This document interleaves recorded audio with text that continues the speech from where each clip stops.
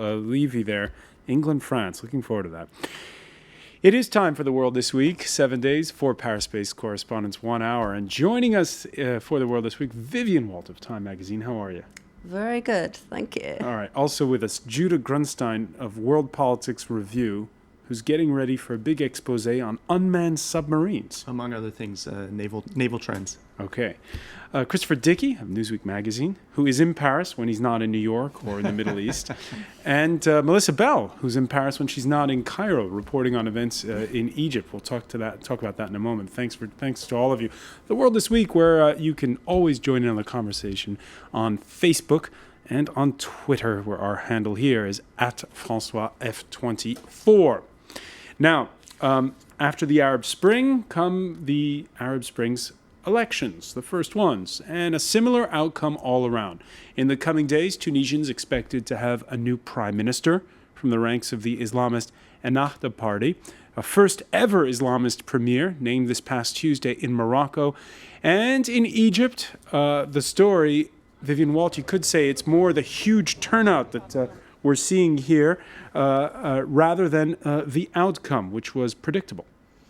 Outcome was completely predictable. I mean, in all these three countries, I think we have to see this as just an extraordinary success. It might not be the outcome that the West wants, but it's not the West. It's another part of the world, and this is what people want, and that's an extraordinary thing, I think. And one of the things was that we sort of, in the West, a lot of the reporting putting this sort of dichotomy between the protests in Tahrir Square and the fact that people were going to vote for the Moslem Brotherhood's Freedom and Justice Party.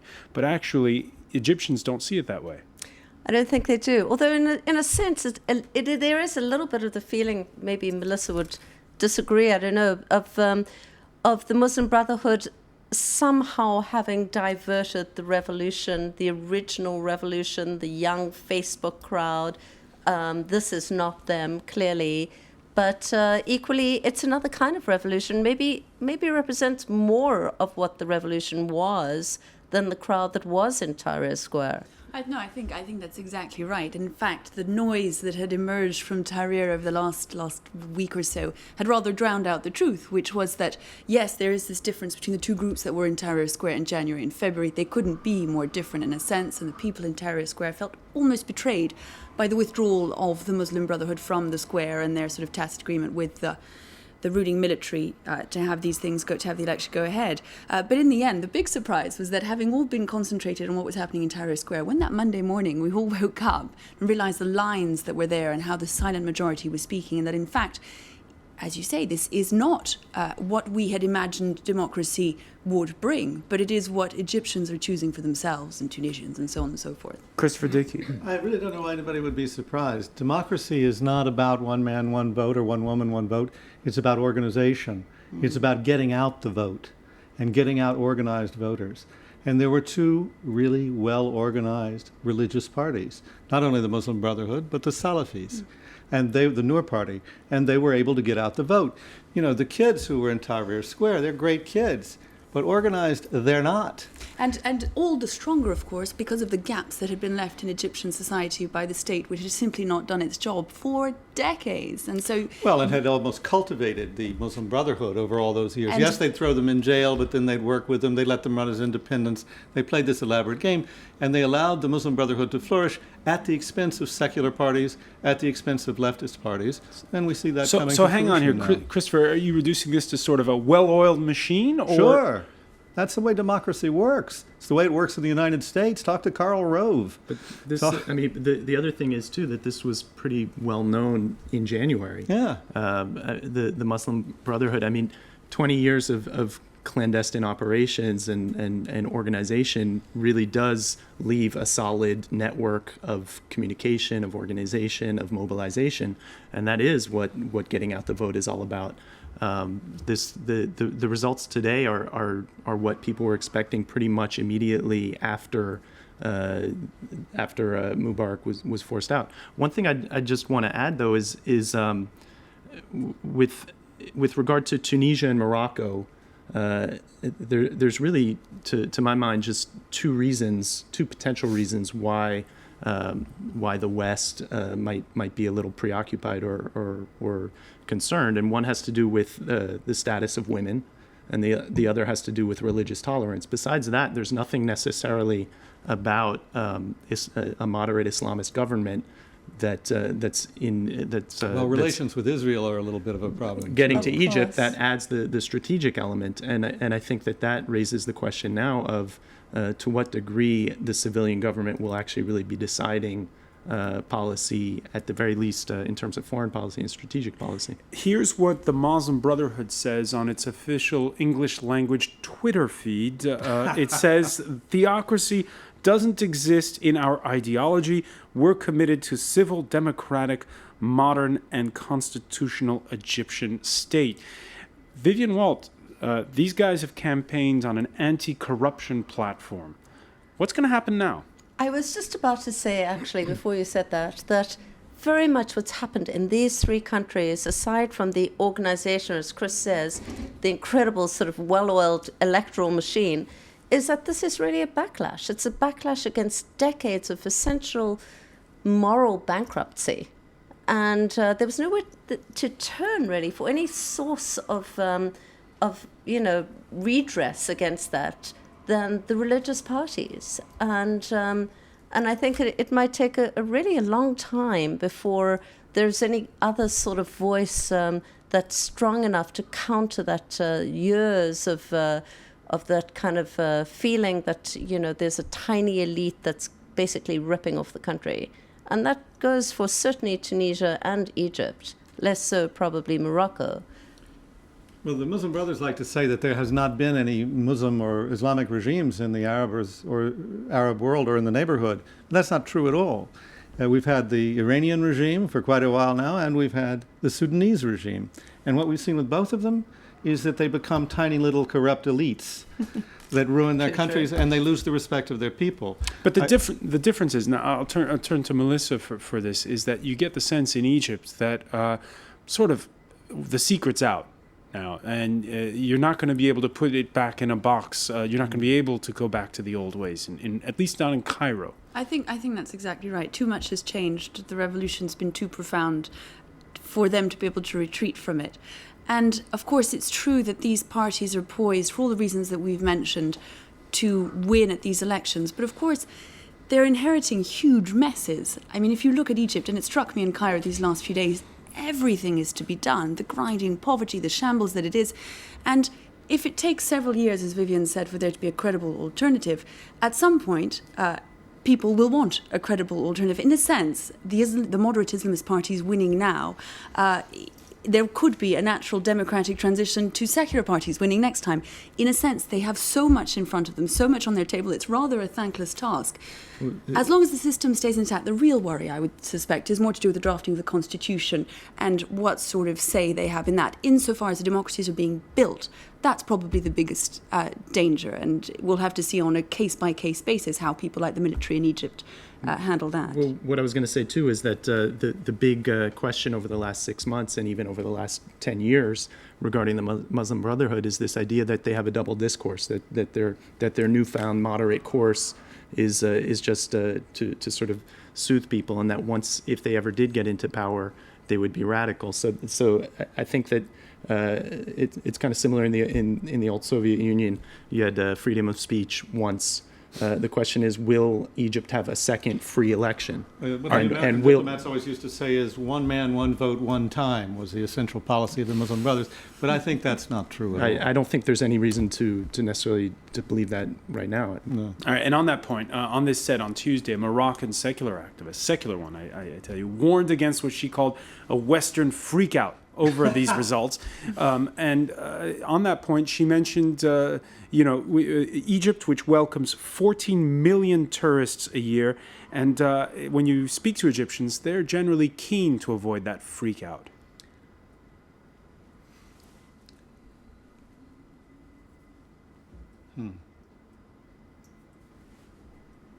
All right, we'll go to that to that item later. again, and that's something that all three of these countries have in common. Lots of tourists. Lots of tourists. I mean, in all of these countries, tourism is a major segment of the economy. And for them to, for example, ban bikinis on the beach, ban all alcohol, public sale of alcohol, is clearly going to be disastrous for them. Europe is their biggest market. It's right across a very narrow Mediterranean. So I think what you're going to see is more a kind of regional power for the heart of these new revolutions. Is it going to be kind of Iran that becomes the major, player, or the Gulf states, or is it going to be more tied to Europe or more tied to each other? Now, there's also, and Judah was mentioning this a moment ago, what you say on the campaign trail and what you say in front of the cameras when when the West is rolling.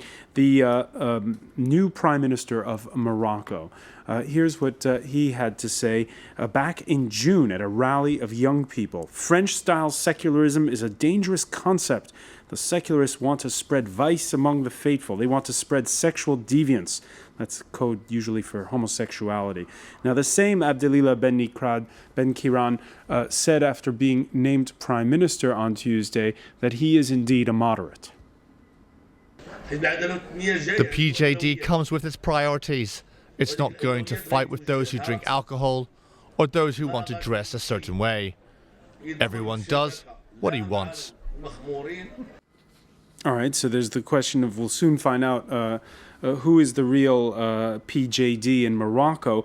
And then there's what's going on in Tunisia, where several thousand turned out on Thursday to protest against the disruption of classes at a campus just outside the capital. Secularists outraged at images like these, which were shown over social networking sites, where Islamists disrupted classes and sequestered the dean, demanding a stop to mixed-sex classes and for female students to wear the full-face veil. When you look at images like those, Melissa Bell, do you get the sense that we're going to come now to this period where the question of civil liberties versus religion is going to come to a head in Egypt? I suppose that the thing is that they are entire societies completely redefining how they function and asking themselves plenty of questions about exactly who they are and what they want to be. And of course, we hear through the ballot box what the immediate result is. But these are questions that will last for months and years, and you're bound to have the extreme voices. But I think, as we've mentioned, there are also all the things that will urge people towards moderation: the need to continue with tourism, the need for these parties to be re-elected in a few years, the need to get to keep the country in the strategic geopolitical position that they happen to have at that particular moment. So all kinds of realities will come to affect the decisions made by those in power. But of course, these are societies that have had these profound changes and needed to redefine themselves. And the question of Egypt, for instance, we talk a great deal about the fact that the Muslim Brotherhood want Sharia law to be the basis of their judicial system. The fact is that it is already the second article in Egypt's constitution. It's simply that we'd never thought about it before. The question is how closely they want to interpret it, how they want to apply it. But in itself, it shouldn't be anything that worries us outright. Well, I think just even expanding that a little bit, when any society, including Western society, is exposed to outside influences in a very rapid way that in a sense destabilize the society, there's always a traditionalist backlash. We see that in Europe right now, today. I mean, with the rise of the far right in a number of countries. We saw it in the United States over the last 20 years. When times of rapid change always bring a reaction of traditionalists. And I think that the thing to keep in mind right now is who has the better offer. And I think that the best tool that progressives and that modernizers in these countries and in the West have is to offer something better. And I think that the kinds of contacts with the rest of the world, whether it's tourism or whether it's investment or whether it's exchange programs and things like that, that's the kind of thing that's going to make the more radical elements of the Islamist agenda seem less attractive. On that point, the leader of Tunisia's Ennahda was in Washington this week. We've seen that the U.S. State Department is really scrambling sort of to rewrite policy still now, even though this all began back in December. Well, all this is incredibly inconvenient for Washington. Because Washington used to know who the go-to guy was in every country. He was either a general or a prince, right? That's who you went to. You didn't have to go to the people. You didn't have to deal with them. So this is really inconvenient for Washington. And they're having to deal with that fact now. But it is a really good thing. I agree. I think we're all pretty much in agreement on this. It's a dynamic situation. It's very hard to judge exactly where things are going. But yes, the Islamists will try and do this, and the generals will try to do that. But we now see that the people are so connected to the rest of the world and to each other, they push back. And they surprise themselves, and they surprise everybody. That's what we've seen since January. And that's not going to stop. I completely agree. I think that's going to keep going on, and it'll be unpredictable and messy, but it isn't going to be anything like we've seen before. How do you feel, Vivian, when you look at the reactiveness of France in its former protectorates, Morocco and Tunisia, compared to the U.S.'s stance vis-à-vis those countries? I think what's so interesting, a little bit of what Chris was saying, is that these countries are finally countries in their own right. They are no one's protectorate now. And we don't really know, and of course, as inconvenient as it is for Obama, it's also extremely inconvenient for Sarkozy to have countries on his doorstep which he cannot really dictate terms to anymore. This is also happening at the same time as the US is pulling out of Iraq in a couple of weeks. And, you know, it's something that we don't talk about, but it's also reshaping a lot of this region. And I think for both Sarkozy and Obama, it's a time of deep anxiety. You know, I think it'll work out if what Rashid Ghannouchi told me many years ago is what he really believes. The head of Tunisia's Ennahda party. Yeah, he said, we need governments of law and not of men. What we've had is governments where men make up the laws and break them à leur gré, right? But if we really do get Arab governments of laws and not of men, then even though we don't have a dictator to go to, at least we can figure out what we're dealing with. All right, and speaking of rewriting laws, when we come back, we'll look at the mess that Europe faces. You're watching The World This Week.